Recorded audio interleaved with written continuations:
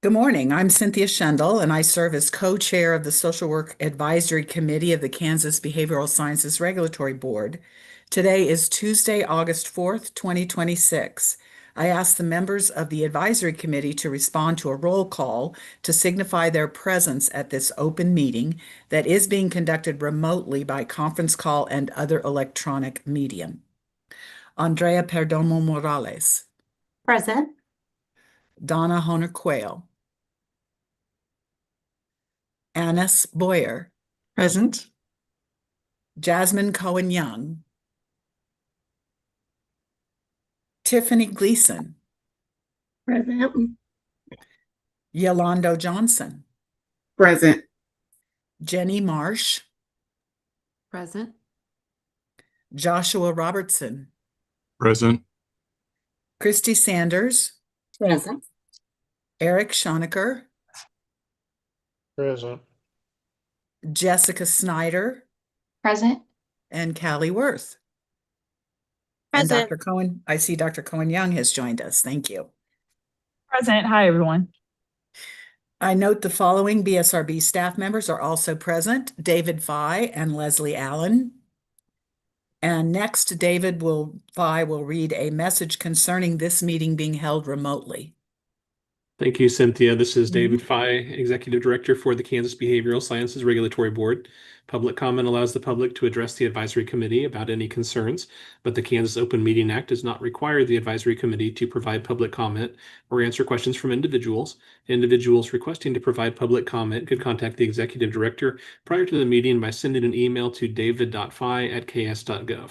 There will be no public comment officially at this meeting, as no individuals requested time for public comment, though we will be doing introduction and a brief exchange of information with some representatives from different groups today.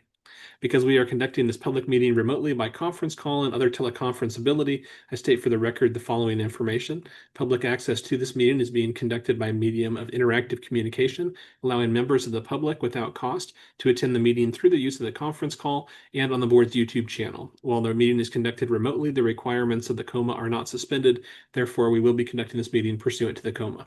On June 30th, 2026, we sent notice to the advisory committee meeting to all individuals who had requested notice of such meetings. The notice was also posted on the board's website, ksbsrb.ks.gov. You may obtain a copy of the notice at that website. An agenda and other media material have been posted on the board's website and are available for review.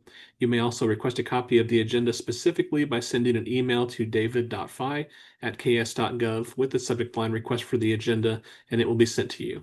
The notice contains information for the conference call and YouTube channel, allowing members of the public to attend the meeting free of charge. We also have that notice states there are any technical issues during the meeting. You may contact the board office at 785-296-3240 or send an email to bsrb@ks.gov. A recording of this meeting will be available on the BSRB YouTube channel following the conclusion of the meeting by using the link to the meeting on the agenda. And Cynthia, I did check the conference call line before we got started. There's no one currently on the line, but if I hear someone connect and introduce themselves, I will let you know. Okay, thank you, David. So the first item on our agenda is to approve the agenda and ask if there are any modifications or additions that anyone would like to suggest to the existing agenda. Hearing none, do I hear a motion to approve the agenda as provided? I'll move. Thank you. Second? Me too. Thank you. All in favor, aye? Aye. Aye. Any opposed? Okay, agenda passes. So next we're going to hear from our Kansas chapter of the National Association of Social Worker current president, Dr. Tanya Rickliffs. Would you like to introduce yourself and give us a little update on what's happening with NASW Kansas? And I don't know if you want to give a little background about where things are now, or I don't know if our newer members are aware of the changes at NASW recently. Well, and I suspect that at the end of June, and I'm Tanya Rickliffs, Dr. Rickliffs, and I'll give you a little of my background. But I also suspect after Denise and I talked near the end of June, beginning of July, that quietly lots of things have been happening in the background. And so Denise probably, we've been in touch and emailing, but she probably has some more updates. Okay. So I can kind of share some basic how we got here. So, for those that I haven't met before, I've been the president for the last few years. And if people aren't aware, there were some pretty massive changes that took place last year for the professional organization. And that kind of has resulted in even trying to understand how people will be appointed and things like that. So, and Denise can clarify or jump in at any point. Our biggest thing we have going on right now, so this is sort of also a nice chance to plug, is how are we sort of rebuilding the board and going with that process and how things are going to be moving forward. And the one thing that I would love to really press upon everybody, because like Cynthia said, we want to bring everybody up to speed, is there are currently conversations going on about revisions to the Code of Ethics, and really pay attention to that. And I will just say that there are ones that I have some thoughts about and concerns about. I'm happy to always talk to anybody about those. So, but those things are happening, and if we don't get involved, and as much as sometimes some days it feels overwhelming, there's times that it's like this is really important. And if those who don't know me, I teach at Washburn University, and I teach policy class. So by the way, today's primary day. So here's the other flag. Get out and vote. Get on vote. But I teach policy, and as you all are aware, our professional organization is going, if you haven't aware, they're going through a lot of changes. And at the same time, these changes are going to impact how we work and operate. And besides being very passionate about teaching policy and teaching future social work educators, I still have a private practice. And so again, I'm connecting those ethics and connecting those to the changes that are happening. So kind of that's, like I said, a little bit of my background. I'm an educator, and I also still do private practice work.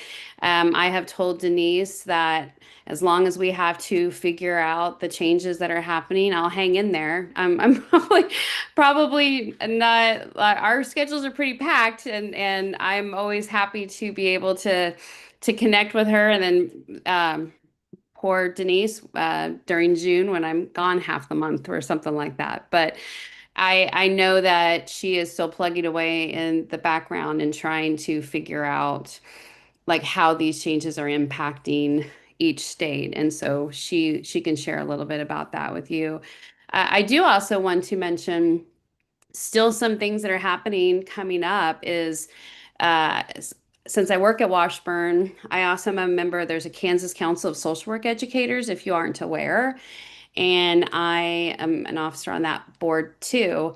And so we really have a nice connection now between the organization and that, and we are still moving forward with having advocacy days to teach our students how to advocate and be involved in the Capitol. And Representative Ruiz is really critical in making a lot of that successful. And I want to take this as an opportunity to thank all of our social work representatives who have been involved in that.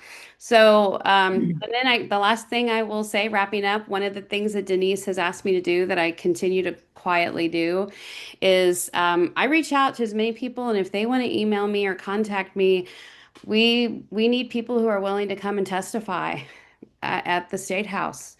I did it last year. I'm happy to.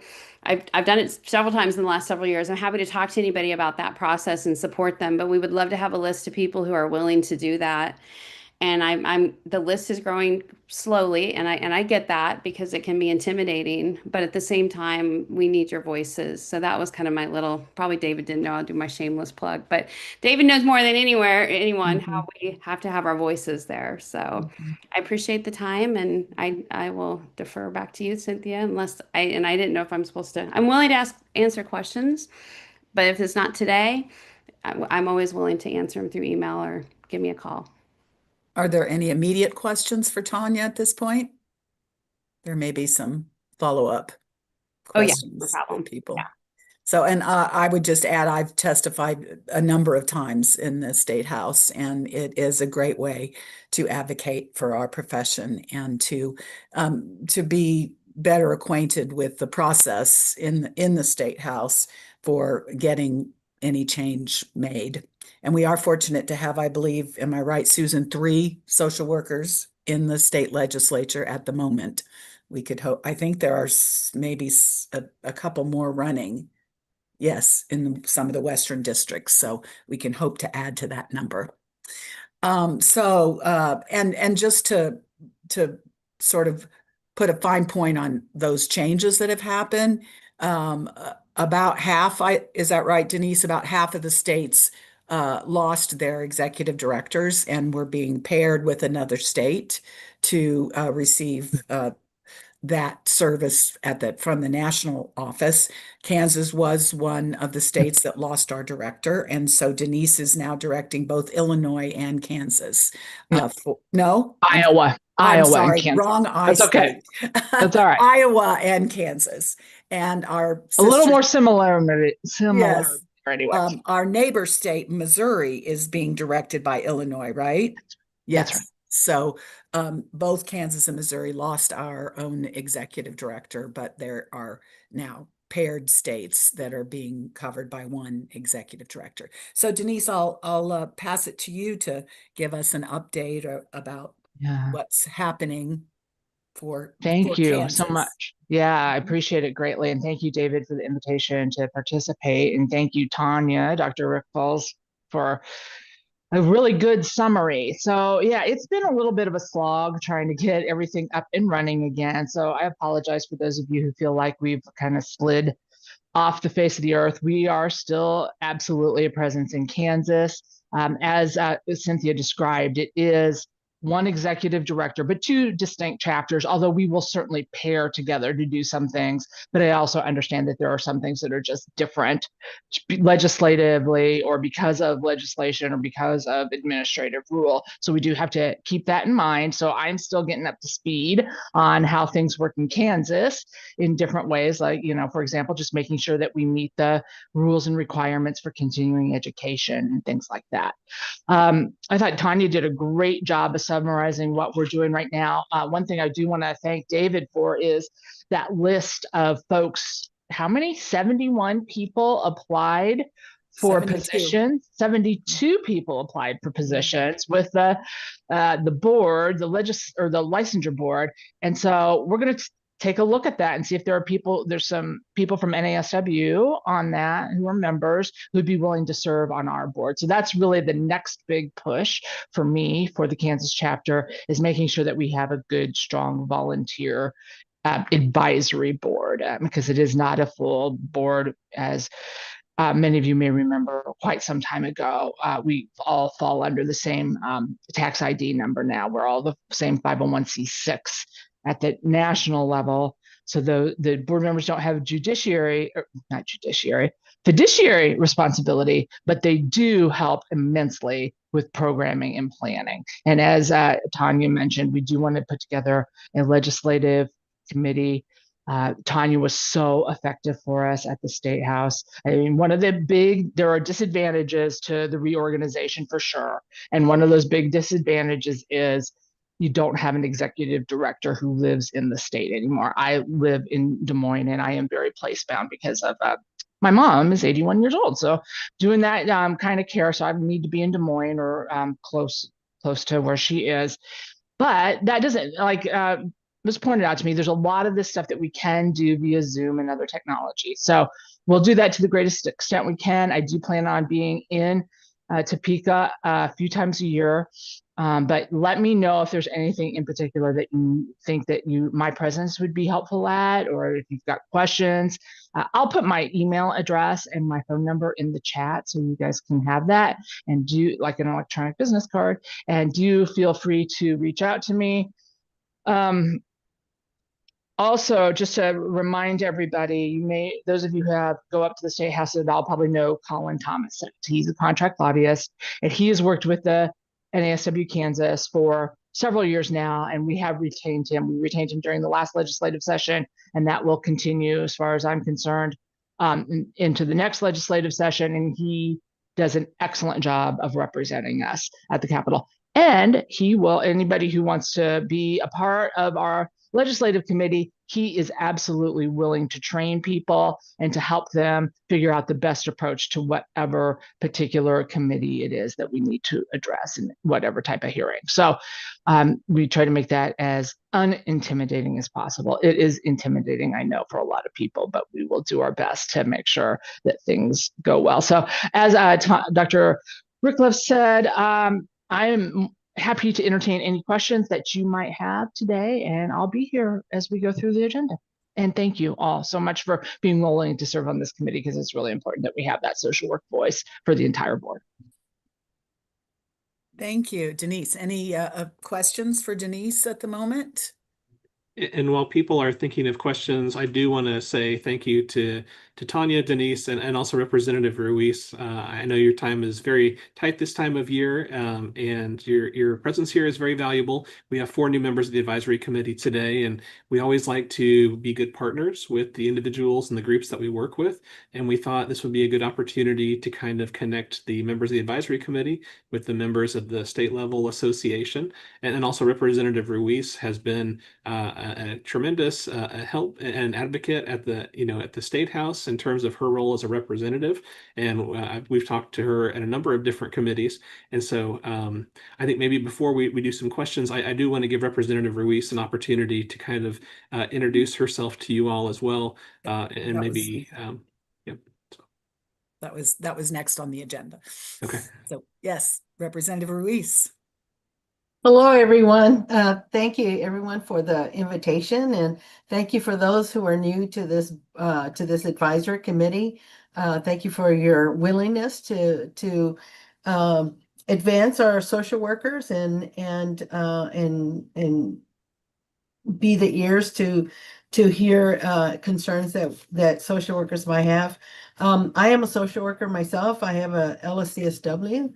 And I've continued to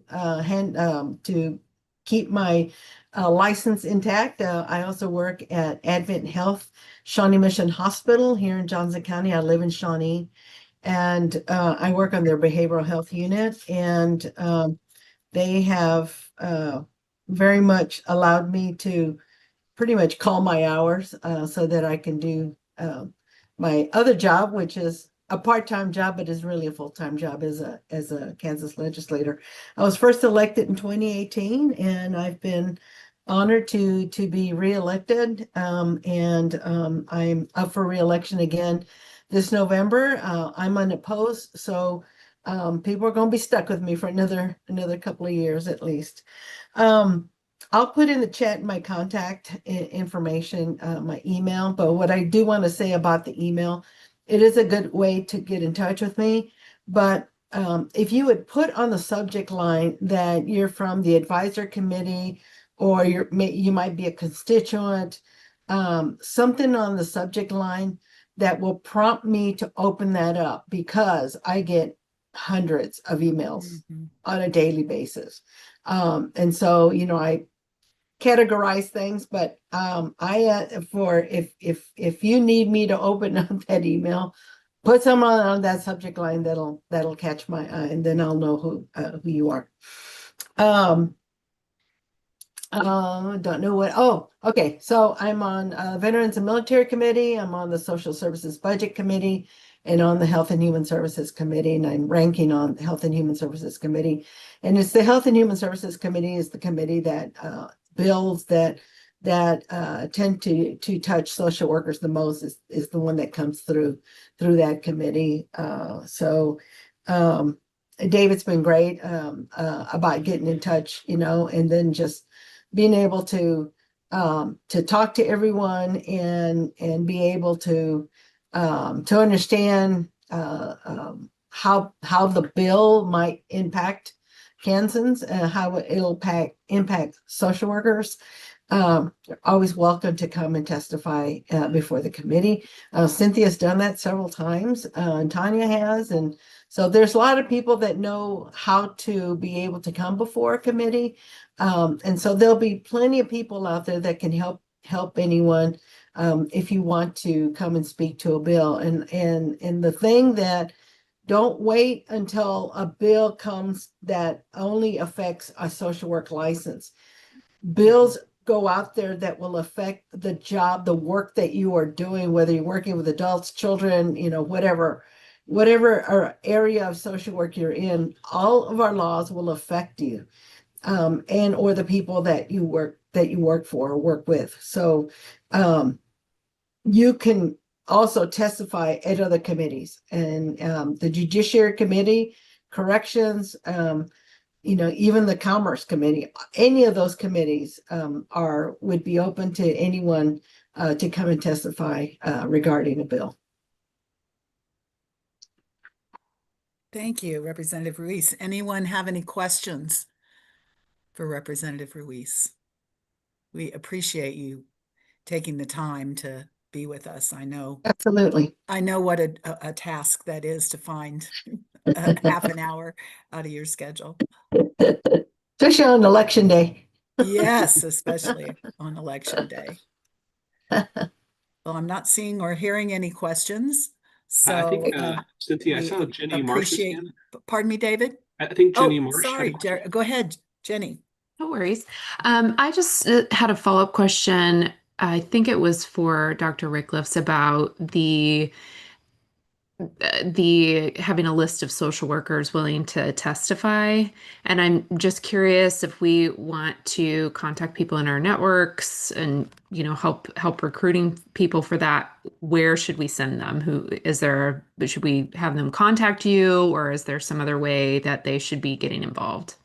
Well, and I will double check. At this point, I had mentioned to Denise, because she had so much going on, that I am happy to have people email me. And so if you're still good with that, Denise, and part of that was to still maintain a nice connection locally, because I will be a little bit more familiar with if someone's emailing me from Hayes, the things that are impacting Western Kansas, if people are reaching out. And I was looking, as everybody was mentioning, putting this stuff in the chat, but I don't think the chat's live for this Zoom. But I know David knows how to get a whole, I don't know, however you want, but you can honestly search my name and find it. But if you want to email, but yes, if you're reaching out to people, the other thing that we can do is I've asked people when they've emailed me, because I have two or three. One, people have emailed me and said in the email line that they are available to testify, but and I'm going to say this the best way. They are able to testify for things that are more functional, maybe licensure things, less controversial things, if that makes sense, because of their work, right? Like we all kind of, yeah. And so you are welcome to do that as well. Put in the line and say, hey, I'm interested in these topics, or just say this is where my knowledge area is.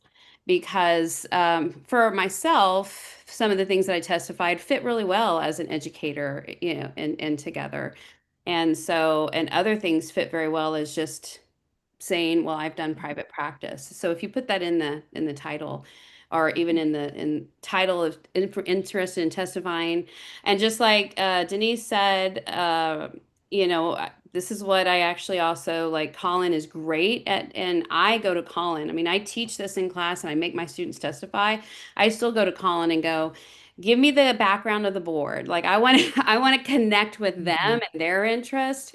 And so if you kind of sign up for that committee, we're happy to and connect you.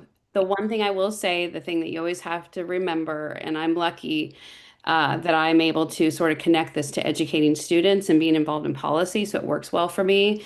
There are times that we don't know that we need someone to testify the Thursday or Friday before, and we need them by Monday. So the other thing people may want to put on that list is I would need a little bit of notice. So we may not go to you at the last minute if that's not possible. That was a lot of answers, but I think those are my top questions I usually get from students. And I joke, but I've also done trainings for organizations on how to do advocacy work with their organizations, because it's just intimidating. It's just really intimidating. Mhm. And That's great even written information. testimony, providing Yes. that is helpful if you can't make it, with such short notice. Yes. And if you do submit written testimony, please let Denise know, or you can say Denise and I know, and here's why I say that is because we did discover last year that there was one particular bill that, and it's just human error, right? They uploaded the written testimony into the wrong drive. So it wasn't attached to that bill. And so, like, if we know, I've asked that. I've been like, hey, by the way, did you read the testimony from our constituent and blah, blah, blah? And I've asked representatives that. And I think that's how Colin actually discovered last year. Somebody else discovered. I'll have to go back in my memory, but it let us know that you've submitted written testimony. And if you are saying you're representing the organization, we do need to know because there are some caveats to that. But you always, as a citizen, can submit written testimony. Right, member or not. Mm-hmm. Yeah, can I say something else about Yes. that? As being on a committee and getting bills that have been quite controversial come through the Health and Human Services Committee, it's not unusual for us to receive over 100 written testimonies. And the way things are put together for us at times, I don't have a chance to read them before. And it's really difficult to read 100 written testimonies prior to a committee meeting. So you could always also send me an email saying that regarding how whatever bill number it is, I send in testimony, something like that, it'll flag it for me. And I also want to say that if being present and giving testimony live is much better than being, doing it via WebEx or even written. It is much more impactful. And if it's for the same reason, sometimes the committee just doesn't have the time to read all of the written testimony that comes through. So if you're there, that's much more impactful. And it gives them a chance to honestly, they may not ask you a question live. But I probably at least 3 times in the last legislative session got stopped outside afterwards because like what you're saying is you're in person, they recognize you and they'll say, can you tell me a little bit, or is this really what your experience was? Oh yes, this was, I can expand on it because I don't want to talk. I don't go more than 2 minutes, so they'll ask you follow-up questions if they can. Thank you. That's very helpful information. And I think since our chat isn't live, we can send out contact info for Tanya and Denise and Representative Ruiz to the committee afterwards, so that you'll all have a way to contact them. Thank you, Cynthia. Yeah, the reason we don't have the chat live is because we're broadcasting on the YouTube channel. Right. So we're trying to make sure that everyone who's watching the channel can see the same information as people on the Zoom. But if you want to use me as a contact for that, feel free to forward anything to me and I can make sure it gets distributed to the members of the committee. I'm happy to do that. Okay. I just had one last question. When you are talking about the potential updates to the Code of Ethics, who is driving that or who's behind that initiative? Denise, I may need your help with this. I mean, so there's a couple, I guess I don't want to say the drive. I mean, they do this, you all know, periodically. And Denise, there's a link out there. I will, so they're reviewing and periodically. I do know also that I'm also a mediator. And this may be a surprise even to, I guess, everybody here locally. So there's a list of mediators who mediate code of ethic disputes and complaints at the NASW, and I'm one of them. So myself and a woman from Chicago and somebody else, but we haven't had any for a couple of years. And I'm assuming I can share this because they didn't say otherwise. The email actually said, hey, we still haven't had any because of some changes going on. So it sounds like it's multifaceted, like sort of everything seemed to be on hold as they're trying to review some of these things. And we've also not had cases because some of them were just such egregious violations that they couldn't be mediated. We can't mediate stuff that it's just, to a certain, we can only mediate to a certain level. So that's sort of what I was told, was just kind of, this is part of the annual. It just seemed like there was some changes that were dramatic enough. And I think that I can send this to David unless Denise has, there was a public link out there, right? That's still live, that could be sent, but I don't know if there's a particular group. It just seems to be part of the ongoing process. Does that make sense? And it seems to be sort of multifaceted and layered. And so the ethics section that I'm affiliated with seems to just not really be involved in that. They were just sort of on hold waiting. So I don't know if you want to add anything to that. That was no information whatsoever. Sorry about that, but more than like, this is an annual thing. Yeah, My so there are- understanding, my Go ahead, understanding is that the process for putting forth proposed changes to anything, the Code of Ethics or any other of the policies at the national organization has changed. It used to be member initiative, and that's no longer the case as far as I understand. Is that right, Denise? No, I think there is that possibility of doing that. You have to, but of course, there's this big long process and this big long timeline in order to do it. And then it is actually our delegate assembly, and that's representatives from every chapter based on the population or the membership numbers of that chapter Right. that make the votes on the Code of Ethics changes.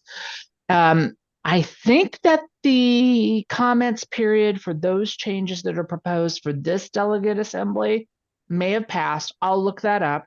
But the delegate assembly itself is in November.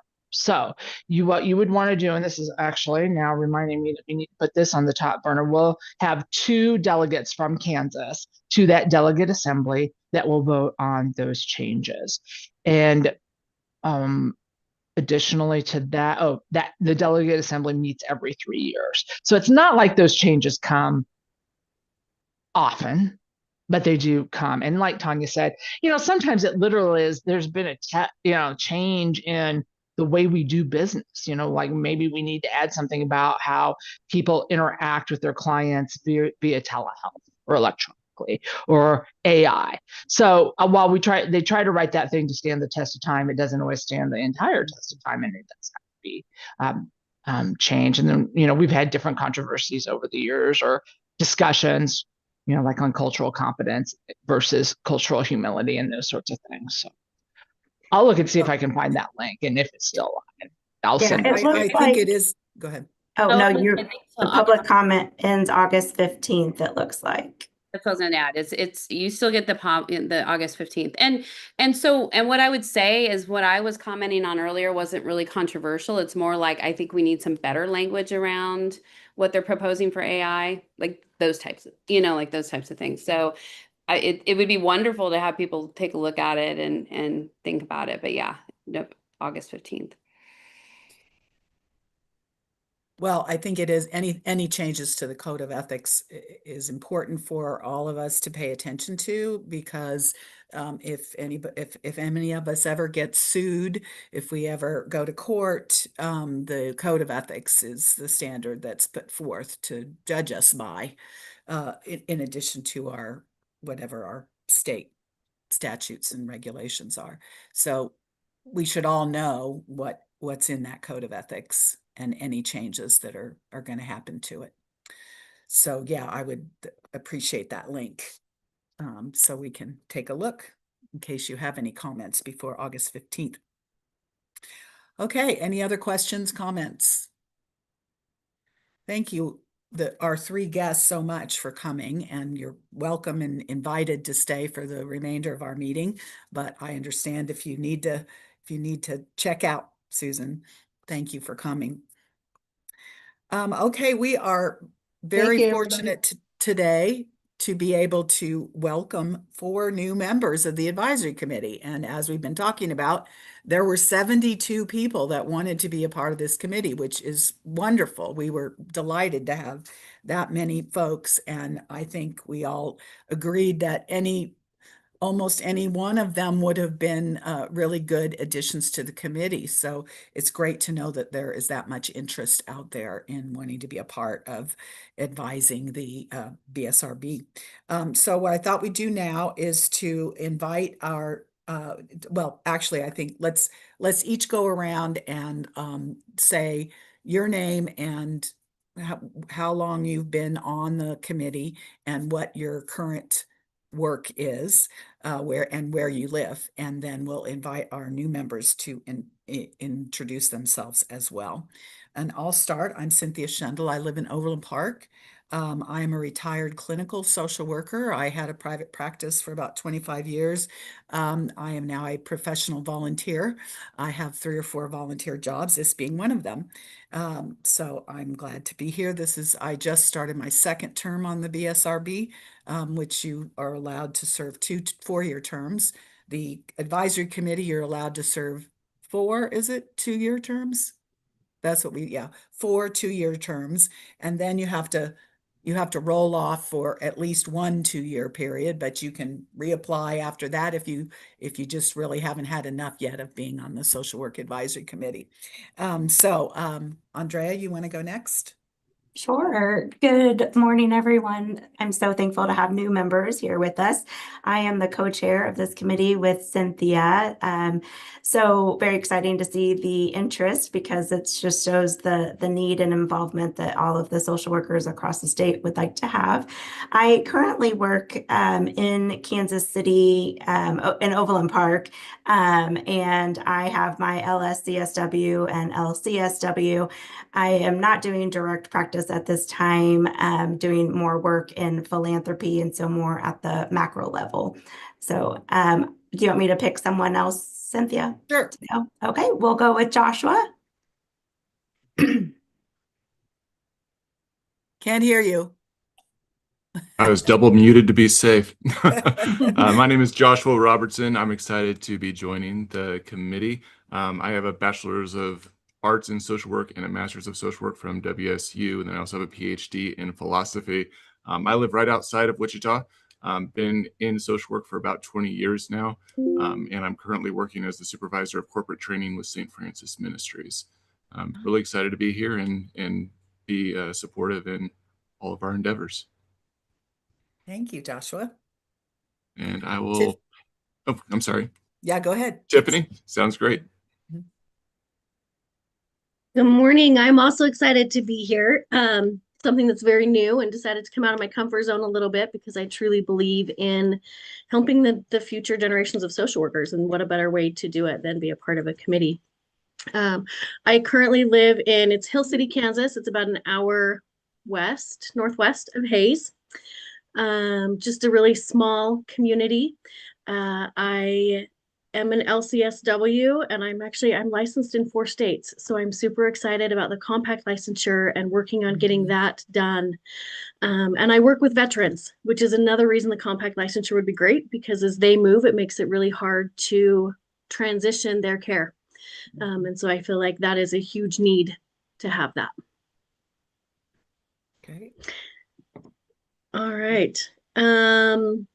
Jenny, you're up. Hi, everyone. I'm Jenny. I'm really excited to be here as one of the new members. So I am an LMSW, been a social worker for 25-ish years, I believe, and done a lot of macro work in a lot of different settings. I am currently a consultant with my own organization, and I do trauma-informed organizational development primarily. So very excited to be here with you all. And I think maybe Jessica is next. Hello, good morning, everyone. My name is Jessica Snyder. I am a licensed bachelor social worker. I graduated from KU. I've been working for Department for Children and Families for the last 11 years, and primarily I was with Adult Protective Services.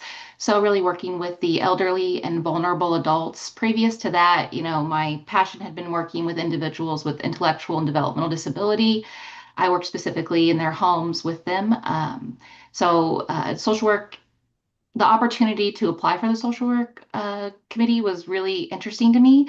As Tiffany said, a similar approach, like I want to help inform future generations. So I think this is a really great opportunity and I'm appreciative to be here. Thank you. Thank you, Jessica. Would you like to choose someone else? Yes. How about Annis? Hi, I'm Annis. I live in Lawrence. I've just completed my first year on the advisory committee, so welcome to all the new folks. I've been in the field for quite a while. I'm currently the Director of Youth Community Services at Burt Nash in Lawrence. And then I also am a clinical social worker and have a private practice primarily in Massachusetts. So I too am a fan of the interstate compact. And then I do a lot of clinical supervision here in the state. So, and I'll pick Eric.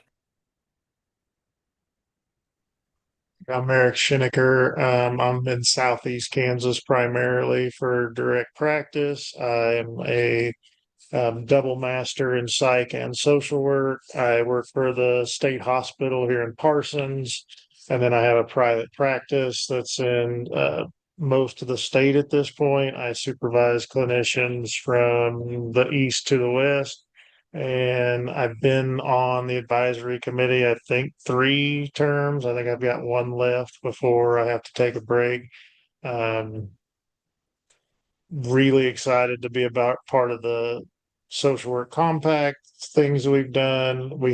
I helped rewrite the supervision manual. That was kind of one of the big things we've done, and a few other things over the course of my tenure on the committee. So looking forward to the new members to help carry that forward.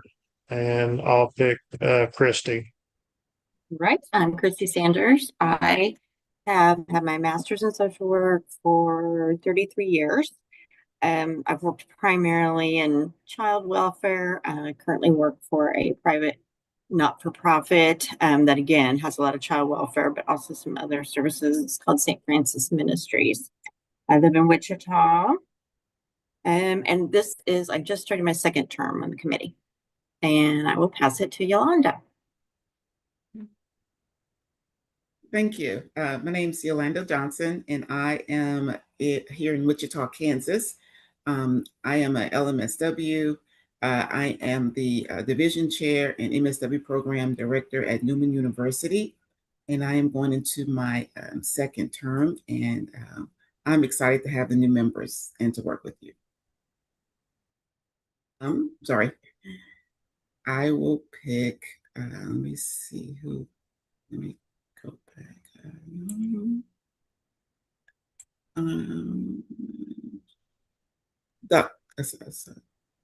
Dr. Young, Cohen Young. Hello, everyone. My name is Jasmine Cohen Young. I am a military spouse, so my husband now has us in Savannah, Georgia. I was in Kansas the last 6.5 years working at Fort Riley. I'm the nighttime social worker, so I work nights through the emergency room, also supporting the inpatient unit there. I still do that remotely. I'm going to be transitioning here to what we call the BRAVE program. So I'll be supporting active duty service members that are overseas, that are Indo-Pacific. So I will still be working nights, clearly, since it'll be their daytime. I'm an instructor at the University of Kentucky. I teach in their doctoral program and specifically in the sport social work concentration. So that's something that I'm very passionate about, supporting athletes, not only through performance, but overall well-being. And then also there's some crossover there with supporting athletes that have chronic illnesses. So that's kind of where I rest and where my research lies, and super excited to be amongst the group. And this is my 2nd term here. So super excited to be here. Great. And I think maybe Callie is our last member to introduce. Hi, my name's Callie. I am a master's level social worker. I'm working on my clinical license right now. I serve as a school counselor in Hayes at an elementary school, and then I do some private work, and I specifically am about to take my test to get PCIT certified. So I'll have those little letters after my name, and I can still do the therapy, obviously, but so I'm working on that right now. I'm at enrollment right now, so I'm a little distracted. So I'm hopping on and off. So that's why my camera's been off, but I have been listening. So excuse me. I specifically really enjoy our conversations about AI. But I know there's a need for social workers all around. And so I'm also very interested in the compact stuff. So yeah, nice to see you all. Thank you, Kelly. And I would also like Leslie to introduce herself and tell us about your role on the BSRB. Okay. My name is Leslie Allen. I'm the Assistant Director and Licensing Manager for the BSRB. I have been with the agency since 1999 in different positions. So I've ended up here as the licensing manager and oversee the licensing staff for the board. So And I'm glad to meet you, all the new faces.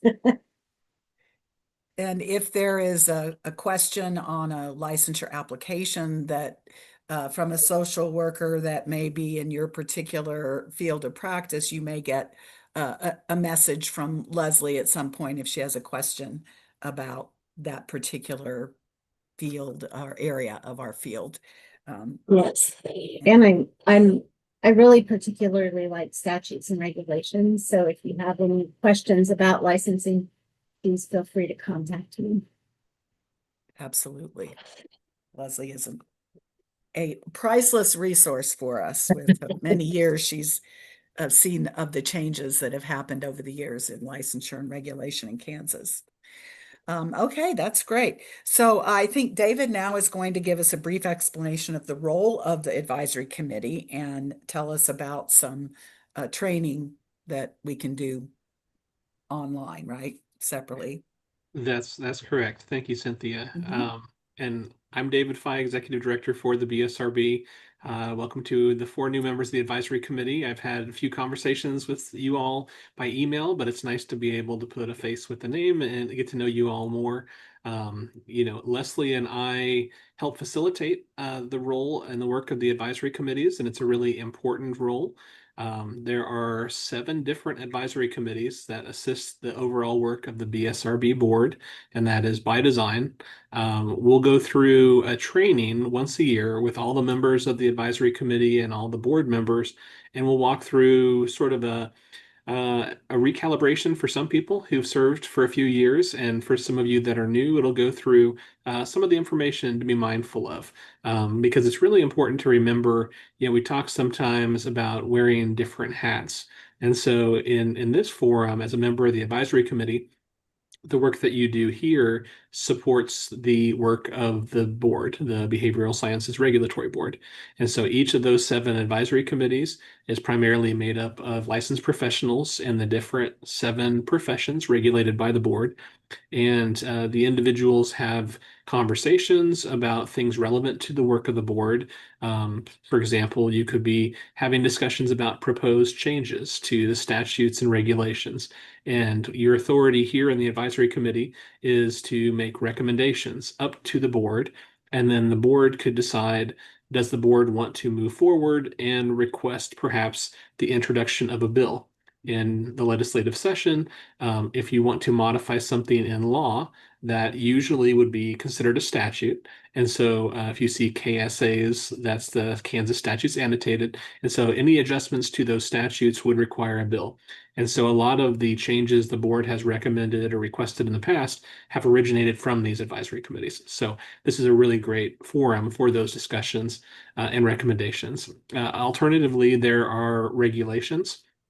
And so, what regulations do is when you have your statutory authority that's been passed in a bill, sometimes when you're working through this and say, well, how does this practically get implemented? A lot of that is done through the regulations, the sort of the step-by-step process. And sometimes that could even be in policy type documents too. But regulations really are something that are held out to the public to help people understand more specifically what is required. And so another area to look at as a member of the advisory committee is to review the regulations. And if there's any proposed changes, that could be something that could start here at the advisory committee level and then be recommended change back to the board. We're also a little unique in that we are considered a subcommittee of the board itself, and the BSRB board is a state agency. And so, as a state agency, there are some different laws and therefore some different rules that we operate under. So, if you're not used to working with groups that are state agencies or subcommittees of those groups, one thing to be mindful is the Kansas Open Meetings Act. And so all of our meetings that we will have will be officially noticed to the public. And so individuals have the opportunity to observe the meetings. We talked a little bit at the very beginning. I went through about 2 to 3 minutes of introductory information that talked a little bit about that. But also the Open Meetings Act is something we need to be mindful of so we don't accidentally have too many of the members of the group that come together that could potentially violate the Open Meetings Act. The training will get more into some of the requirements for things to be mindful of. But really, there's three components, and I'll just make you aware of those three today. We'll get more into a lot more of the responsibilities later during the official training. But what would something to be mindful of as far as the open meetings law is it would require there to be a majority of members of the group that would be having interactive communication. So back and forth interactive communication that would be relevant to the topics of the advisory committee work itself. So if you all decided to go watch a movie together, that wouldn't fall under the Open Meetings Act because there's not the interactive communication, hopefully, because hopefully you're not talking during a movie, but also you're not doing things relevant to the work of the advisory committee. So it's not just about people being in the same place. That's something to be mindful of. But also the interactive communication doesn't necessarily have to be in a forum like this where we're talking back and forth. It could be something where there's an email communication. And if there's back and forth by emails outside of a meeting, that's something we need to avoid because there can be one-way communication where we can distribute information to people and say, here's some things to be thinking about for the meeting, or here's something. And one-to-one, as long as it doesn't involve the majority of members of a committee, that's perfectly fine. It's just when you constitute essentially a quorum of the members of the committee, that's when you need to really be mindful of some of those things. And then also, like I said, not relevant to the work of the committee, a majority of members, and then the interactive communication. So I think email is one thing people don't always think about, but just make sure, if you receive something with the members of the committee, don't hit reply all and start communicating back and forth with everyone outside the meeting. Just go ahead and take the information. If you want to follow up with me, if you want to talk to the co-chairs outside of a meeting, that's perfectly fine. We just need to avoid communications back and forth that involve everyone. And then one other thing too, I'll mention in terms of some of the laws that are most relevant is the Open Records Act. And so under KORA, or the Kansas Open Records Act, different communications relevant to the operations of a state agency or subcommittees of the agency, like the advisory committee, could be considered a public record. And so, email communications, things like that, you're all professionals, but sometimes it's helpful to get an extra reminder that those could be considered a record and potentially could be subject to the open records laws. So you always want to be mindful and professional in communications, but it's always helpful if you are having communications relevant to the work of the advisory committee. It's always helpful to contact me or include me in my role as executive director on those communications. That way we have a copy of that record at the BSRB. But in terms of the training I've mentioned a couple times, we do an annual training.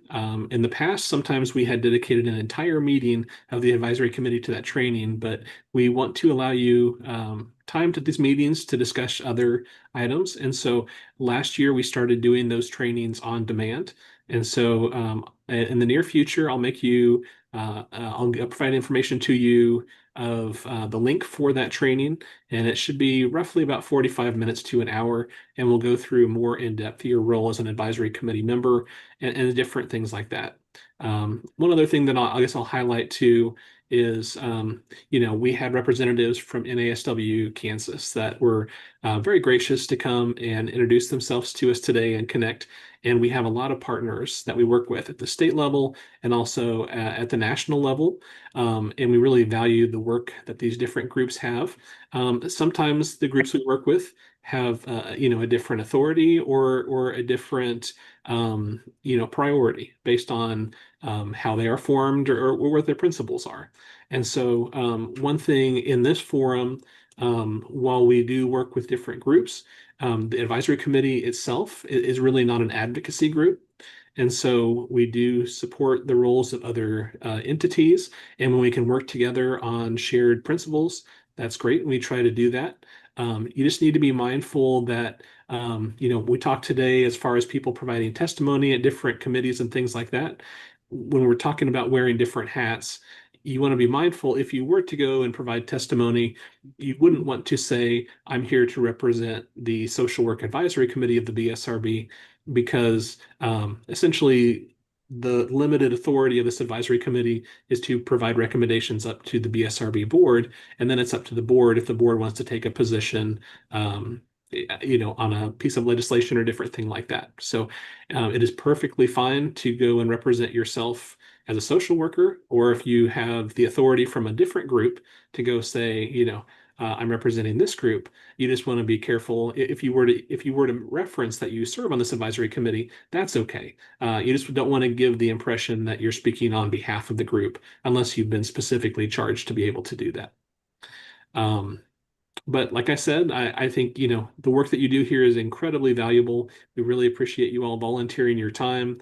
And I will let you know in the near future how you can access that on-demand training. Once you have viewed it and completed it, feel free to reach out to me if you have any questions, and also just to let me know so I can check you off my list. So before we move on to the next item, I just thought I would maybe open it up to see if there's any questions today from any of the new members or those that have served on the advisory committee. If there is something maybe you wanted to volunteer at this time, that's, maybe you were a new member last year or the year before, and you said you were trying to find your role as an advisory committee. Is there something you found particularly helpful at the very beginning that you thought might be helpful for the new members of the advisory committee?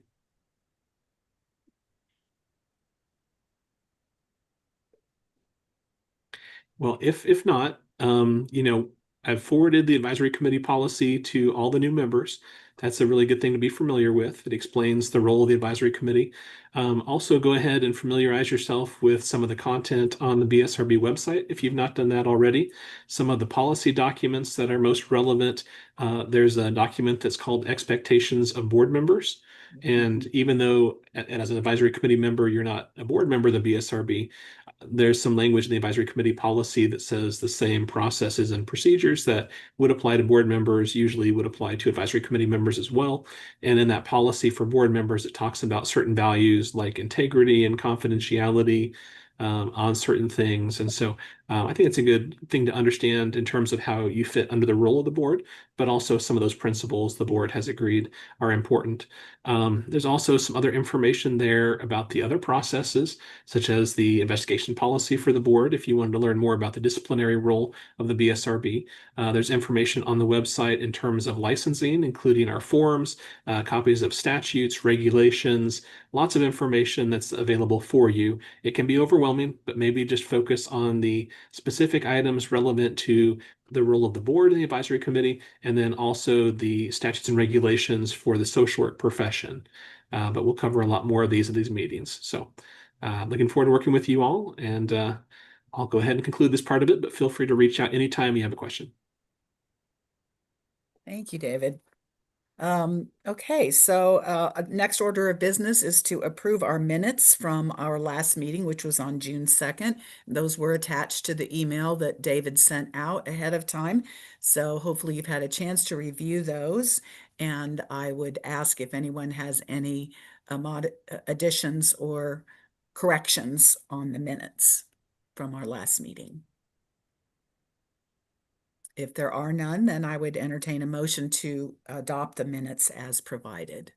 I'll move. Thanks, Christy. A second?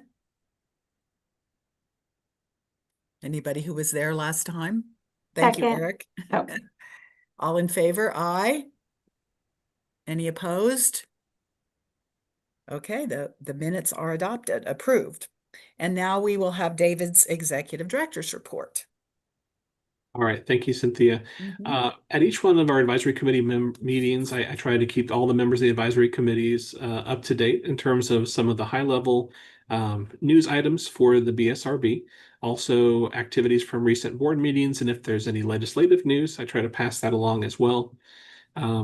Couple things as far as BSRB operations. Happy to announce that 3 members of the BSRB board have been reappointed for a second term. Cynthia mentioned that she was recently beginning her second term on the board, so congratulations, Cynthia.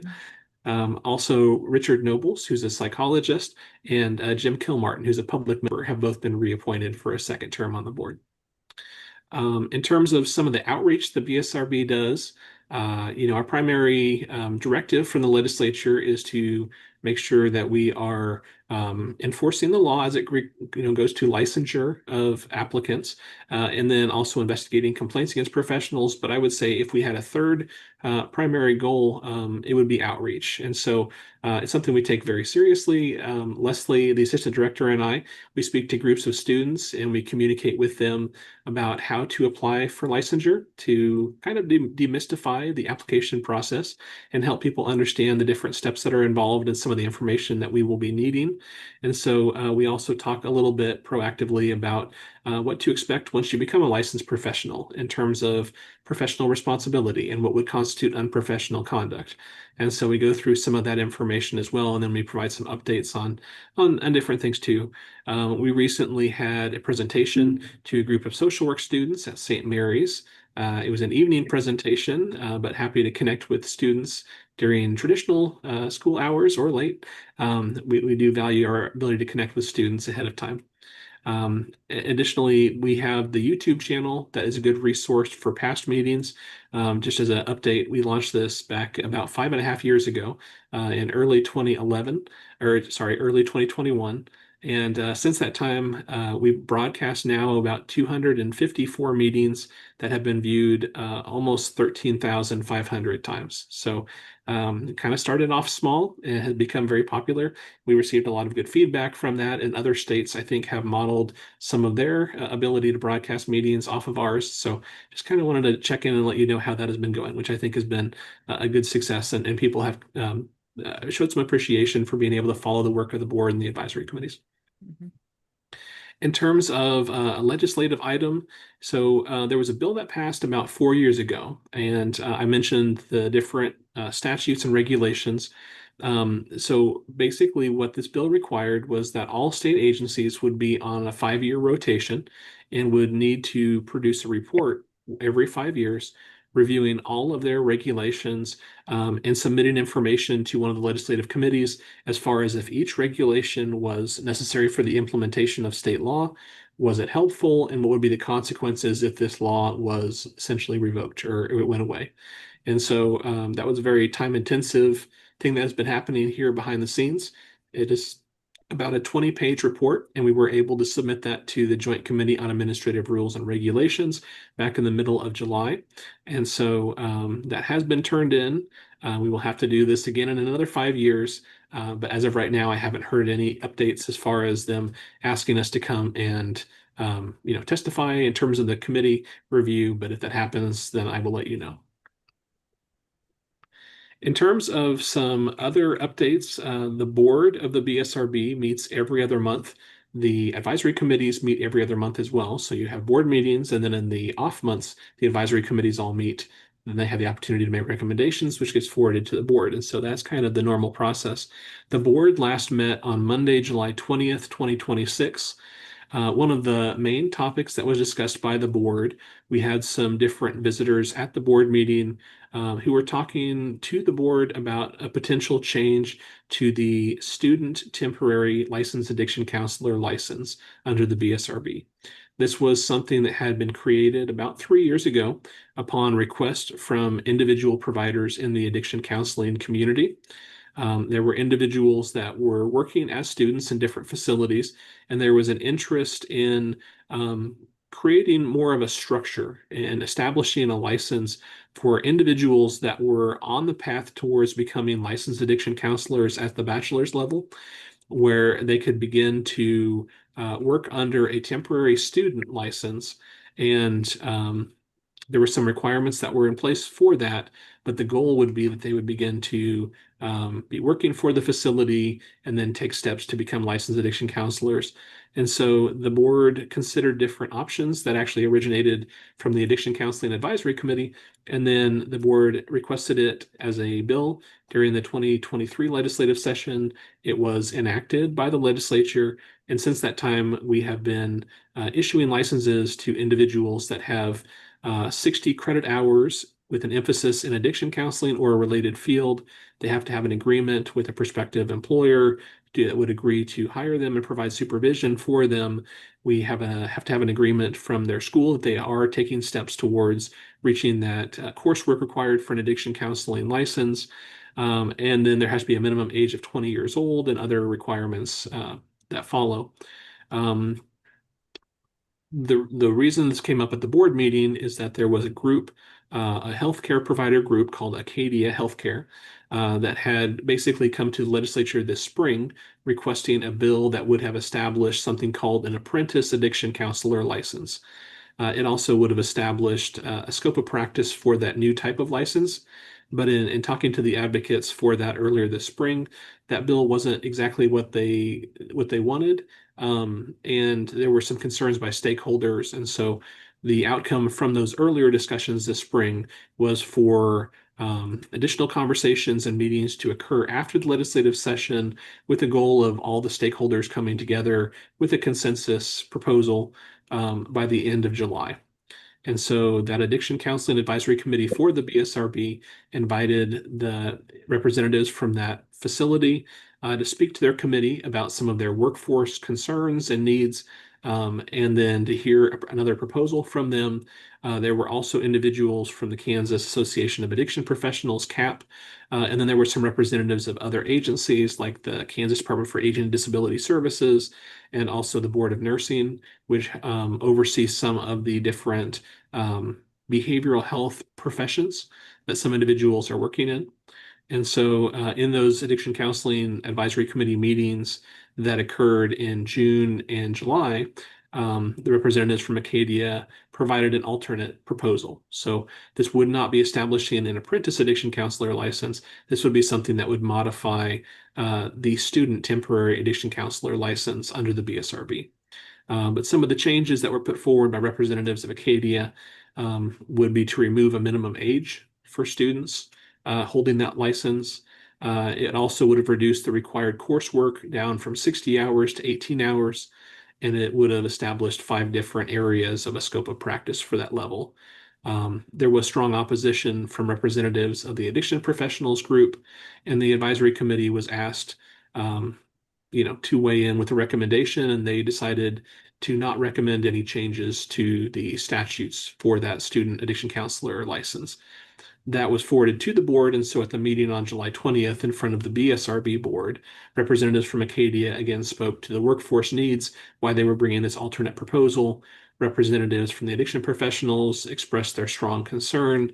The recommendation of the advisory committee was also provided to the board, and it was also noted that there potentially were some positions that already exist underneath KDADS or the Board of Nursing, such as mental health technicians, peer support specialists, case managers, and perhaps some of the workforce needs could be filled by those other individuals in those professions. And so the BSRB board ultimately discussed and made a recommendation not to request any changes in statute to the addiction counseling student temporary license. So that information has been summarized. It was provided back to the representatives who were working closely with the individuals from Acadia.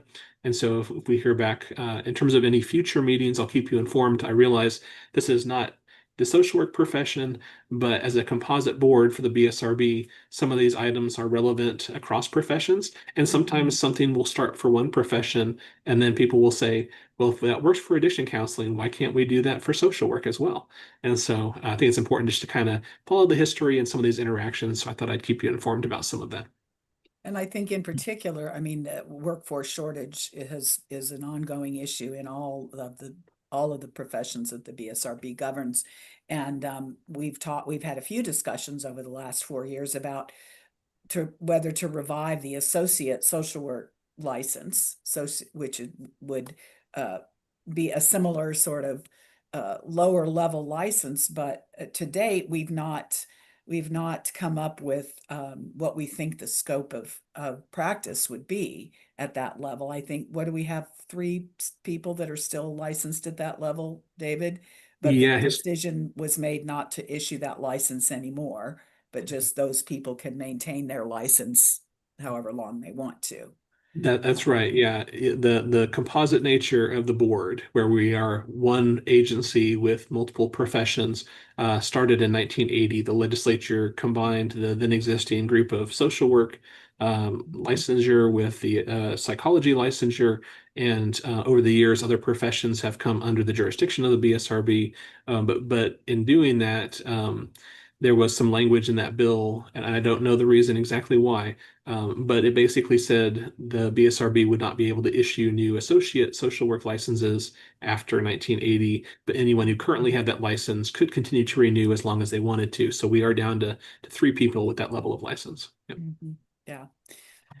But the issue, my point was just that the issue is definitely across all the professions of looking for ways to beef up our workforce, and what levels of service could be provided by people with less training and a lower level of licensure. So that certainly may be something we continue to consider for social workers as well.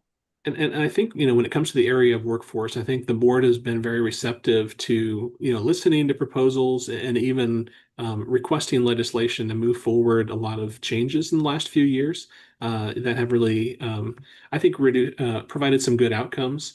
I'll share my screen here. This is a document that we provide to the board every full board meeting. And this information, this table here shows a history of permanent licenses under the BSRB going back from July 5th, 2015 to current. And you can see each one of those lines represents a different level of licensing under the BSRB. We kind of have grouped the professions somewhat together. But just to kind of show you there, over the years, the bottom line numbers back in July of 2015, the BSRB oversaw 12,152 licenses. And now, as of July of 2026, 11 years later, it's increased from 12,100 to 17,300. So a massive increase, which is great, because that means that more people are getting out into the mental health fields, more people are providing services. The highlighted line represents the independent or clinical level of social work license, and that number has really increased over the last 11 years. There were about 2,000 independent social workers in July of 2015. Now there's 3,664 and growing. And so just kind of wanted to show this, because I do think sometimes when we talk about workforce, I think sometimes people get the impression that there's fewer people out there providing services. Well, actually, there's a lot more people out there providing services. It's really in part that the demand for services has increased. And so, right. And so there's still a need for additional professionals.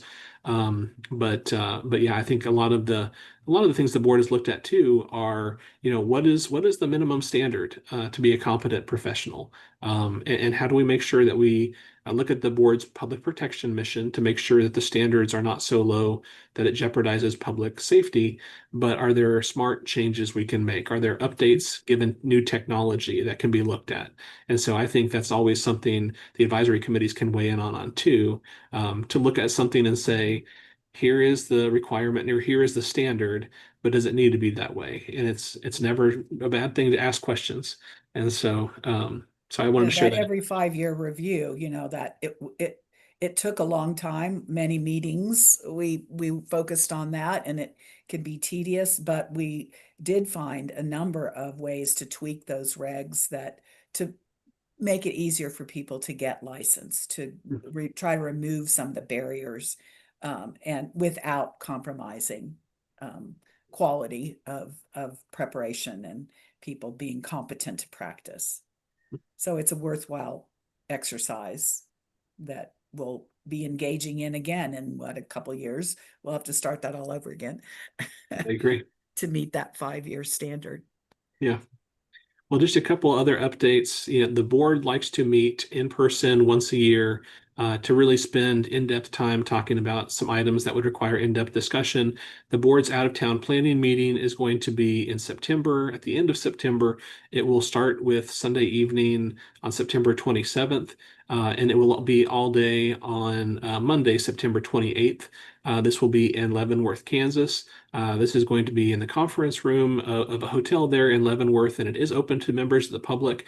We usually do have a couple members of the public to attend most of our out-of-town meetings, but the board does this once a year, and they do it in person only because when we have in-person meetings that move around the state, we have different levels of technology available to us. But this is also a good opportunity for the board to come together in person once a year.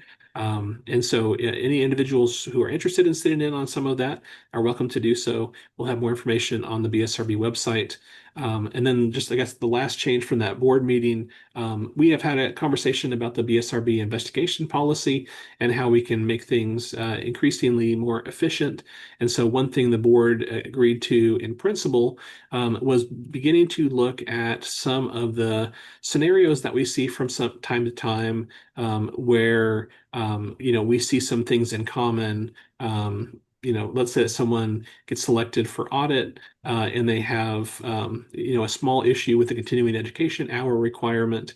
Can we have some delegated authority for BSRB staff to be able to move some of those things along in a way that is more expedient than the traditional investigative policy? So we've been looking at some other states, and the board has agreed in principle to start to look at those type of scenarios to see can we start to look at maybe some delegated authority to resolve some of those types of issues. And so we'll probably have increased discussion on that in the future. But that's something that's kind of an exciting thing, just to make sure that we're, doing things as quickly as we can and trying to add good processes too. So I know we have other items on our agenda, but I thought some of this could be helpful, especially for the new members. So I'll wrap up my report and see if there's any questions. I would just add that those things that come up often for as violations or potential violations of regulations, some of them are pretty standardized, or the response to them has been pretty standardized. And I think being able to have our staff have a framework for expediting those issues definitely will free up some of our investigative time for the more complex and more serious violations that need to be looked at, complaints that come to the board. Any other questions for David? Or comments about our his whole description about the request to create either a new license or an alteration of an existing license by an outside organization, but the whole process of that they went through and all the stakeholders being involved, and that's a pretty good snapshot of the process of trying to get a bill or get a policy to the legislature or through the legislature. The last two sessions of the legislature have been sped up. They had a shorter term this last session than they had the previous.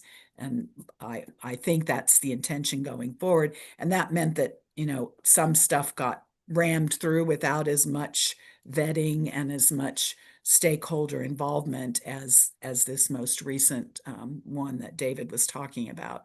But I think that's the process we would prefer, because it got put through a lot of past a lot of eyes, and there was a lot of input from different stakeholders and different people that would be affected by that change. And I think that leads to much better legislation in the end, if something does get passed. A lot of the speed of the legislature has meant that some bills have gotten through that were not very well thought out, and are going to have some unexpected repercussions that are going to have to be dealt with down the line, and may have to have subsequent reparative legislation, to fix some of those issues. So my hope going forward would be that more often bills that affect the professions would go through a process more like that than what we've been seeing. You know. The other thing I wanted to just comment on from your report, David, is I don't know, did any of you, when you were in school in Kansas, those of you that got your social work education in Kansas, did you have a visit from the BSRB to your school when you were in school? Not That's to a my relative, knowledge. pardon me? Not to my knowledge in the early 90s. Yeah, yeah. And I can tell you, having been licensed since, forever, that's a new thing. That is not something that happened, as far as I know, before David became our executive director. And I just think that is such an uh, important thing for social work students to be introduced to licensure regulation, that educated about the steps that they need to go through. And it's part of being socialized into the profession, is understanding all of that. And for the BSRB to be taking a proactive stance in that way by going to the schools and providing that opportunity for students, I think is huge and transformative for people being better able and willing to participate and make sure that they're crossing the T's and dotting the I's. We certainly still have plenty of complaints when people are not fulfilling all of those requirements, but I do think that over the long term, that will help to reduce the number of times that social workers are either practicing without a license, or they're practicing, their application can't be approved because they've missed a few steps along the way, et cetera. So I just wanted to point that out, that's I think a very important piece of the work that the BSRB is doing now. Well, thank you, Cynthia. And I do want to say I know that Leslie, our assistant director, I think she had done some previous presentations with some of the past directors, but I know we have really wanted to make it a point of emphasis and expand that network. And I think some of the Zoom technology has really helped us with that too, because we do still do some of those in person, but sometimes based on tight schedules, a Zoom presentation can also be helpful. And so we've tried to find a good blend with that. But yeah, when we talk about working with partners, those educational partners at different programs around the state, that's huge. And sometimes if something gets missed at that level, sometimes, we find out that maybe we want to stress something by adding an FAQ on the website or something like that. But if we can connect with people even before they graduate, then yes, that's a nice way to do it too. So, but yeah, we have continued to grow our network of programs. I think we added a few more presentations this year. But if any of you are linked to programs that we're currently not doing presentations for, or you have questions, please let us know, because yeah, we do those in the fall or in the spring or sometimes in the summer. And we're always happy to schedule more of those. So if you do hear a desire for that, please let me know. Okay, so for our new members, you probably don't know that David has been serving on the Social Work Multi-State Compact Committee. Well, there's several committees, but what's the name of the one that's actually setting up the structure? So there's the Multi-State Compact Commission, Commission. and every state that has passed the legislation can appoint a commissioner, and then there's other subcommittees for the commission. Yeah. So David has been serving as our commissioner in this very long and arduous process to get the multi-state compact up and running. So we'll hear an update now on where that is and when we might expect it to go live. Okay. Well, so I do serve as a member of the Finance Committee, and also I'm a member of the Rules Committee. I'm not a member of the Executive Committee, but I try to catch their meetings when I'm able to do so. And then we have full commission meetings. So just a couple updates from the Finance Committee meetings. Basically, the Finance Committee last met on July 9th. One of the different items we're talking about as a Finance Committee is when the compact launches officially, how will the operations of the commissions be able to be funded? And some of the main ones will be the commission is planning to hire an executive director for the Social Work Compact Commission, someone who will basically represent the compact, maybe at some of the hearings for the states that have not passed compact legislation yet and things like that, to answer questions from individuals, and do other things related to the compacts. There will need to be funding of a salary for that person, also some clerical assistance for that person, some legal assistance. One of the main items is also the funding of a data system for the compact. So every multi-state compact that gets put together, one of the biggest steps is selecting a vendor, having a data system built, and then being able to retain all the information for everyone who either has a multi-state license, which is what the Social Work Compact is designed to do. For others, they have a privilege model, but essentially you need something that keeps track of all that information and can be used when people are switching, let's say, back and forth different states or different levels of licensing and different things like that. So determining how much money is going to be needed for the operations of the compact is a lot of what the Finance Committee has been working on, not just for the setting up, but also the ongoing. And so also the format of collecting money for the funding of the commission. So I think what the Finance Committee has recommended is that the commission be funded by an administrative fee when individuals get a multi-state license. That administrative fee would go to the commission. And so essentially when the compact officially launches and goes live, you could apply. For those of you who have not followed the Social Work Multi-State Compact, just a quick summary. What this compact will do, you will have to have a home state license in your state.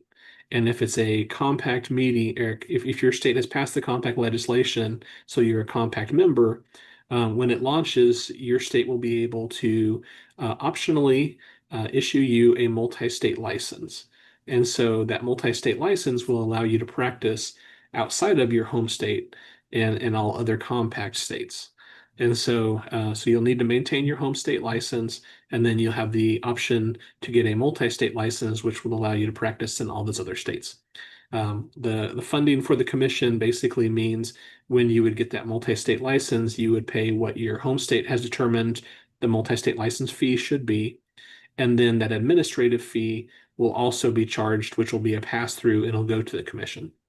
One of the other fees that'll be involved will be in combination with the launch of the Social Work Compact. There will be a requirement of a background check because that is one of the terms of the Social Work Compact. And so if you have not previously had a background check, you will need to make sure that you have that.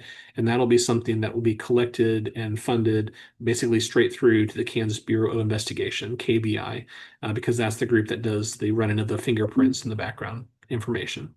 And so that's what the Finance Committee has determined. The administrative fee, that'll be the amount going to the commission, will be $20. We've recommended that to the commission. I had proposed it as low as $10. Some others had come in about $30. The current meet in the middle type spot is $20. I think it still will require a full vote of the commission, but that is what it's looking like it's going to be. So essentially, when the compact launches in Kansas, to get a multi-state license, you would have to pay the multi-state fee in Kansas, which would be $25. You would need to pay that $20, if it stands, the $20 administrative fee, which will go to the commission. And then if you haven't had a background check, that amount will have to be paid, which will go to the Kansas Bureau of Investigation. But the $25 fee is on top of the basic licensure fee. Correct. Right. Yep. Yeah, because you will have your home state license, which is a requirement, and that allows you to practice in your home state. So that is a requirement for anyone to practice social work. And then if you optionally want to get a multi-state license, then you would pay the $25 for the multi-state license. So. The second committee is the Rules Committee, and essentially that's the committee that is working through how everything would practically work, basically. So the compact model language that was passed in statutory form talks about a lot of different things like reporting adverse actions to the commission because yeah, if you have a significant violation, you may not be able to practice in other states under the multi-state license, or potentially you could even have your license impacted in your home state. And so how this will all work is being spelled out through the Rules Committee in that rule on adverse action, as well as the reporting time period, that if someone has a violation in a state, how quickly that needs to be reported to the commission and different things like that.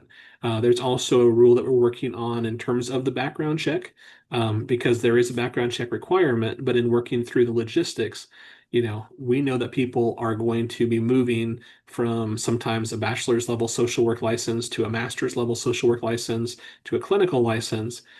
And right now, the terminology would be that those would be a multi-state transaction if you've got a multi-state license. And so basically, if you moved from the bachelor's to the master's, that would be a different multi-state transaction because you're getting a different type of a license. And so some of those things you would need to repeat. The question is, do you need to repeat all of those actions? And so what we're trying to do is we're trying to weigh whether or not you need to do, let's say, the background check every time that you move between levels of license, or if you should move from one state to the other, do you have to do a background check again in all of those instances? So we're trying to meet the language of the compact, but also understanding that this would be a fee for anyone who does these things. We want to be mindful of the cost of those things too. So we're working through some of those logistics. Don't have a final ruling on that yet, but that is something I'm trying to be mindful of for our licensees and others too. In terms of the time frame for the compact, and maybe I buried the lead, we are looking at launching the compact at the national level, probably either at the end of this calendar year or at the very beginning of the next calendar year. The main reason for why we can't launch that right now is that data system I talked about, because that system, there was an RFP process to look at different vendors and what they could offer. And then there were contract negotiations to come to an agreement with that vendor. And that contract has been signed. The vendor was selected. Now it's just the data system is being built. And so essentially, we think that it will be fully operational by the end of this year. And so when that compact launches, we expect to be one of the states that's able to launch when it begins.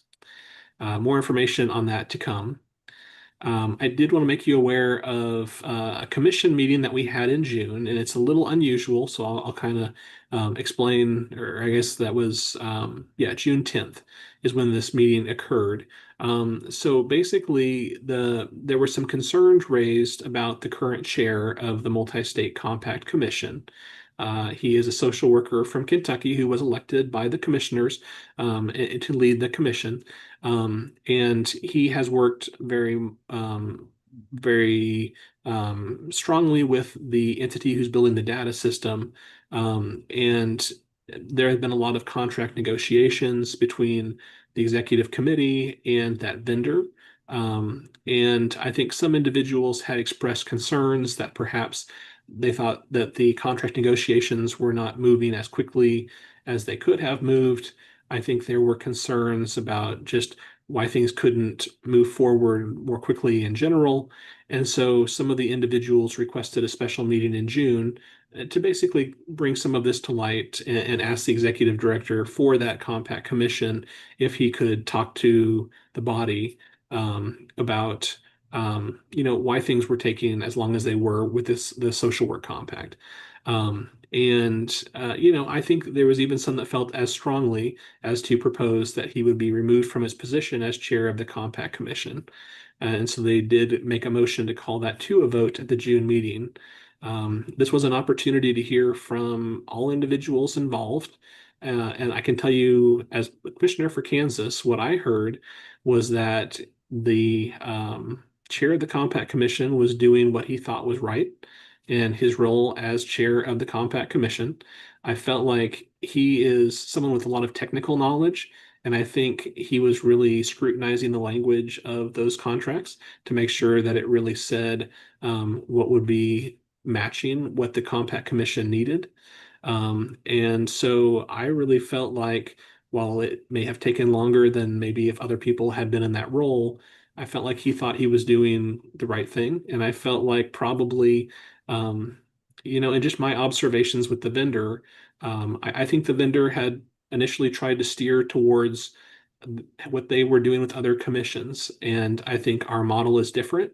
And so I do think the final agreed to contract, from what I understand, looks like something that will be beneficial. So I think it has taken longer, but I don't think it was an unnecessary delay. So there was a vote, like I said, as far as whether or not he should remain the compact chair. It would have required 2/3 vote of the body for him to be removed from his position.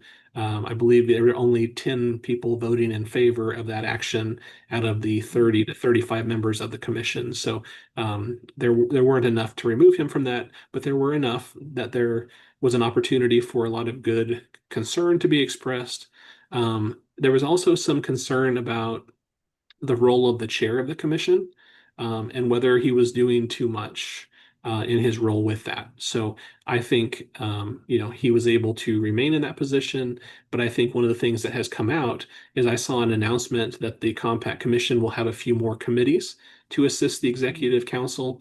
Some of those new committees will be a communication committee, which I think will be focused on sharing more information, between commissioners and member jurisdictions. There will be a compliance committee, which will be trying to help states with the onboarding process to make sure that everyone is ready to launch when it launches. There will be a bylaw committee. The bylaws for the commission were drafted about 2 years ago. They probably need some review and some correction, or at least some updates.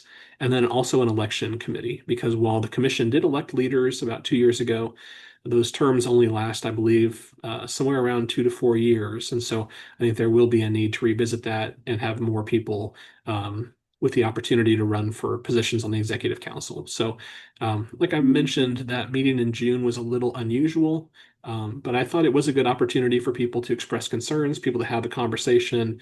And ultimately, the members decided to keep the current person in that position and allow us an opportunity for things to move forward. So, So yeah. let me ask a question, David. Do you feel like this sort of mutiny of a third of that commission is going to, is it satisfied by it having come to a vote, or do you perceive that there's going to be issues going forward with that segment of the commission being resistive to the leadership of the head of the commission? Yeah, I have not heard anything as far as any future attempts to make any changes. Um, I expect, given that people felt as strongly as they did to bring that to the full body, that there will probably need to be a lot of work done to mend fences in both directions. But I think, given that, this was not an overwhelming type thing where the decision of the body was in agreement with that.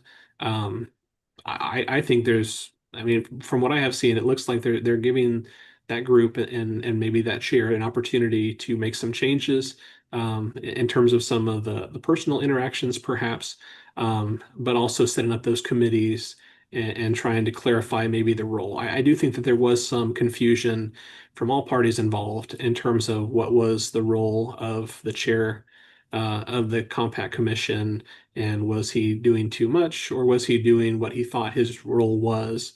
So, I mean, that is what I had observed, and I think what came out during that meeting. So I don't think there's going to be anything more from that. But if there is, I'll keep you informed. So. And think I understand all of you that are working on this. Your job ends when it goes live, and there will be another leadership group for the commission that's actually going to be running the compact after it goes live, or not. Well, so there will continue to be commissioners for every state. So there will still be a compact commission made up of a delegate per compact state. The executive committee will change because that was elected leadership within the commission. There will be a new role of having an executive director, and that'll be someone who will mainly facilitate the day-to-day operations of the compact itself. Like answering questions from individuals, if social workers were contacting the compact, or making sure that a lot of the testimony at states that have not passed the compact legislation is being introduced, or maybe traveling and trying to convince some of those states to pass the legislation. So there will be a new person who will be actively involved with leadership. But I think the role of the commission won't change in terms of having oversight over the big things to do with the role of the compact itself. But having an executive director will be a new thing because there's currently not someone serving in that role. And will that person be hired by a committee of the commissioners? Yes, I think there's a subcommittee that is working on that process. And I believe that there is, I do not serve on that subcommittee, but I believe that there was a position description which they were working on. And then they're going to be putting that out there for individuals to apply for that. Okay. Okay. How many of us that are here plan to go for the multi-state when it goes live? Wow, almost everybody. Awesome. Okay. Any other questions about the compact and the current state of it? It's been kind of a long, arduous process to get it up and running, but we need to get it right. Yeah, Denise. Please let me know if this is inappropriate for me to talk, but since Cynthia called on me, I'm going to assume it is. So, David, I may have missed this. What's the status of rules, in the Kansas rules for the compact? We passed it. Yeah, in terms of implementation, what we would need to have put in place is essentially the fee for the multi-state license, which has been submitted earlier this year, but with the change to the new ESPR system, the regulations, have taken a little while to go through. Instead of that, I don't believe there's a lot of regulations specific to this compact that'll needed to be put in place. I think it's mostly, the statute was passed, and really it should just be, setting that specific fee for the multi-state license. If we do come across some things that would require some additional regulations, we can definitely try to, move forward on those. But as of right now, we haven't identified any areas that would require additional regulations. And so does that mean that the Kansas licensed social workers have to pass a background check already? Well, so there was a statute that changed, that basically was passed in combination with the social work compact language that would require a background check. And so when the social work compact launches, the background check requirement will be launched as well. Sort of separately, the board has authority to require a background check of any applicants. And the board recently decided to go ahead and start with a pilot program of that for clinical professional counselors once we can go live with the professional counseling compact. And that will allow us to start the background check as sort of a pilot for those clinical professional counselors. But the board has expressed a desire to make a background check a requirement for all new applicants once we have that all worked out with the Kansas Bureau of Investigation. So there will be a new background check for all new applicants for licensure once we can fully launch that. By the time the social work compact is launched, that will probably already be in place for all new applicants, but there is specifically a background check requirement for any individuals wanting to get a multi-state license. So the board has not expressed a desire to make the background check retroactive for everyone who's currently licensed. So how that would be implemented would be for anyone who, once that is fully launched, anyone who is a new applicant for licensure would be required to get a background check. There would also be the opportunity to opt in to do a background check voluntarily, which is what professional counselors would need to be eligible for their compact. And then for the social work compact, essentially, there's a requirement of a background check for those multi-state licenses that would be issued. So kind of depends on the profession, but there's sort of a short-term and then a long-term goal. But ultimately, the goal would be a background check requirement for all new applicants for licensure, probably starting sometime within the next year. So, Right. Thank you. You're welcome.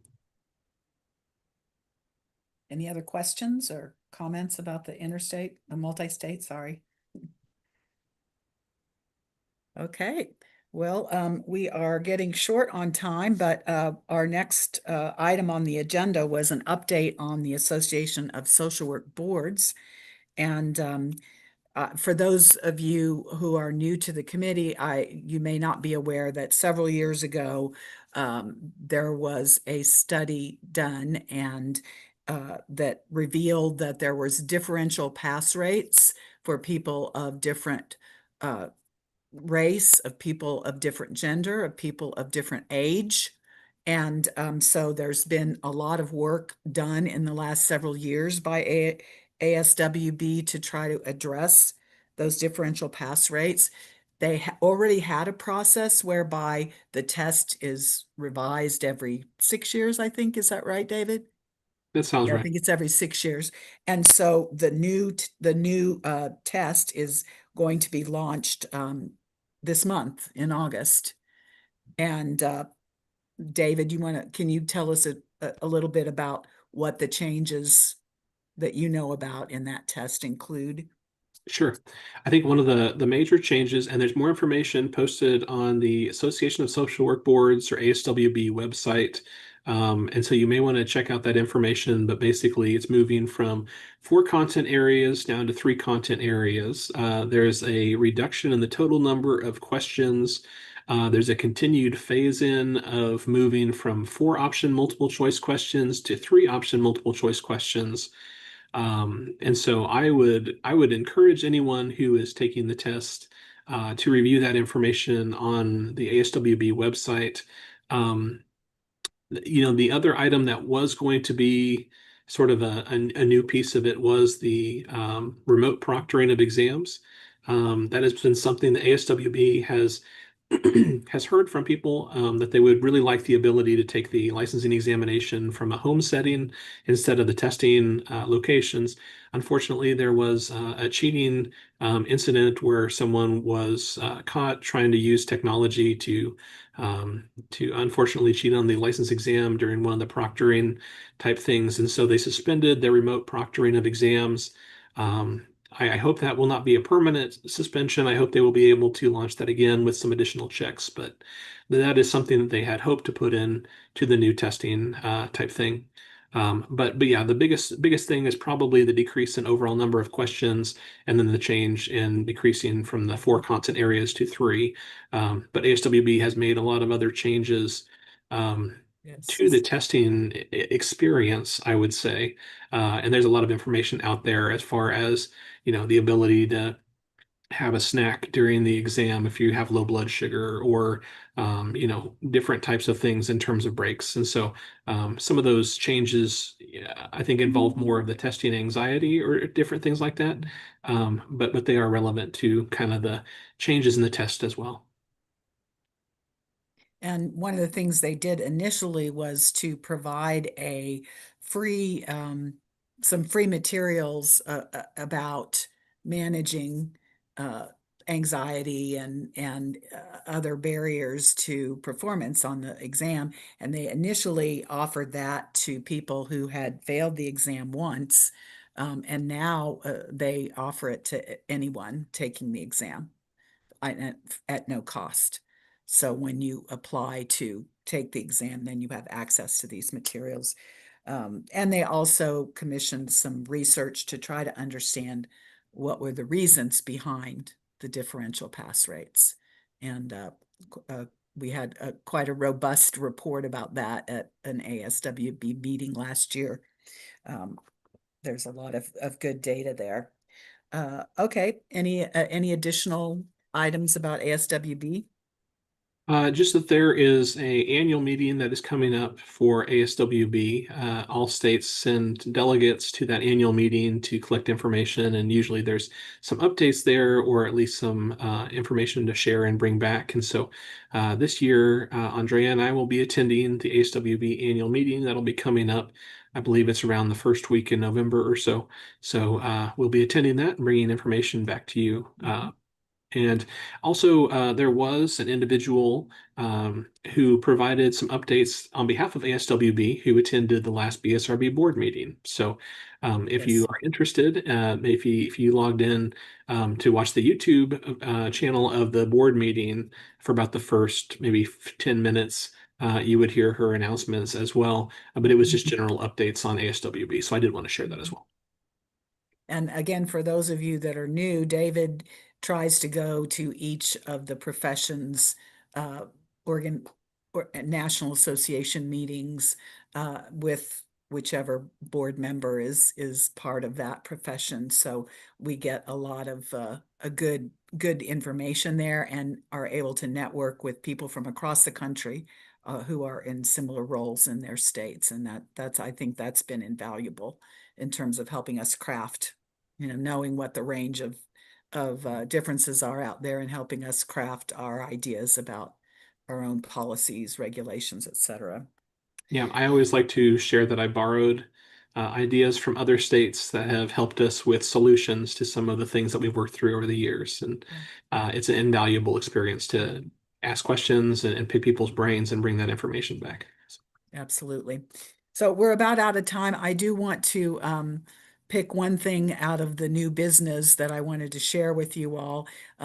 Dr. Frederick Reamer, who's in Rhode Island at University of Maryland there, has been an expert in ethics, social work ethics for many years. I don't know if any of you are familiar with him, but some years ago he came and did a workshop for KNASW. That's probably, gosh, maybe it could be 12 or 15 years ago. I'd have to go back in my planner, but he has a new book out called Artificial Intelligence in Social Work. And we've been talking about AI on this committee and on the BSRB for several years. And I intend to get a copy of the book. I know at least one other member of the BSRB has expressed an interest, and I wanted to throw that out to this committee for us to possibly have some discussion for any of you that are willing to read that book, to see if that gives us some good direction in thinking about how we might address AI, any regulations that we might want to propose, etc. I think it could be a good resource. I mean, and I think our discussion so far, most of us feel like it's a runaway horse and we're way behind, but this I think could be a good springboard for us to have some further discussion about what we might do to put some parameters around AI that would preserve our social work values and ethics. So that book is available through NASW Press, Artificial Intelligence in Social Work by Dr. Frederick Reamer. So if you're interested, take a look. And I see a hand raised, Jenny. Well, I have a question about the ASWB, but before I do that, I just pulled this up on the NASW website. It looks like there was a recorded conversation between Dr. Reamer and Dr. Jamie Sandoval about AI and social work, about the book. So that might be a good thing and it's a free on-demand recording, so it might be good for folks to watch that. But the ASWB question I had is when they came to the BSRB meeting and provided updates, was that anything different than what we heard from you today? Like, would it be helpful for us to go back and watch that, or did you give us the gist of it already? They provided some more updates in terms of some of their resources on their site. So if you are curious about, anyone is welcome to navigate their site, but I think sometimes they try to connect some of their services they're providing. So I think there were a few things they mentioned that were different than mine. Yeah, so you could either look at the site to find those or go back and listen to the presentation.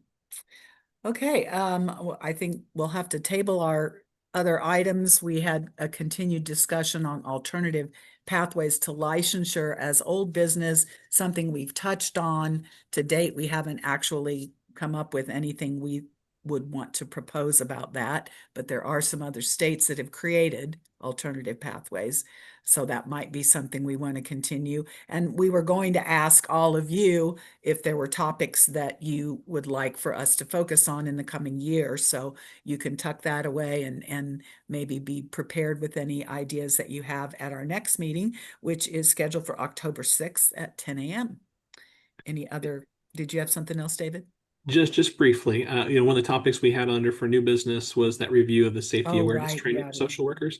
And, we can talk about that at the next meeting. We just have heard from a few people some questions or maybe some confusion about, where that originated or what is currently required. And so we just wanted to provide more information on that. And so we can talk about the next meeting, but feel free to do a little research on that in preparation for the meeting, and then we can kind of dig into that the next meeting. And if any of you are aware of safety training that meets that requirement, please let us know about that, because we've had a number of applicants for licensure that apparently are having trouble finding trainings that satisfy the 6-hour requirement. And I think it's pretty, Leslie, it's pretty specific what has to be included in that, right? Yes, it needs to include not only like physical safety and how to, kind of get away from someone who has right, gotten blocks or- physical, yeah. but also about escalation and de-escalation. I can't say that word. After the fact for your client, making sure your client is still safe, things like that. It can't just be Just self-defense. learning physical holds or whatever, like Right. they might learn on a psych ward. Yeah. We offer it at St. Francis. Oh, you do? Excellent. Yeah, they'll have to pay. But Well, I think I mean, anyone- unless they work for a contracting organization like DCF or something. And is that available online or is it an in-person training? Nope, online. Okay. Oh, Yep. good. That's good to know. I think it would be, Josh, remind me if I'm wrong, is it like $40 or something? And is it 6 hours? Yes. Oh, Wait, well, yes. that's a very good price for Yeah, 6 hours. I mean, we designed it for that. Yeah. Fantastic. Well, that's good to know. Leslie, Yep. make sure and take a note of that for I am. calling you screaming about where can I get my training. Okay, well, thank you all so much for attending, and we will see you in October. Enjoy the And early Denise, fall. if you have any input on that training or know of any offerings, we'd love to hear from you too. Yes. Yeah, we've been doing a little bit of research on that, so that's definitely on our radar screen for something that we could provide. Okay, great. Thanks so much. Thank you, everyone. Have a great day. Bye. Bye. Thanks. Bye. Let me wait.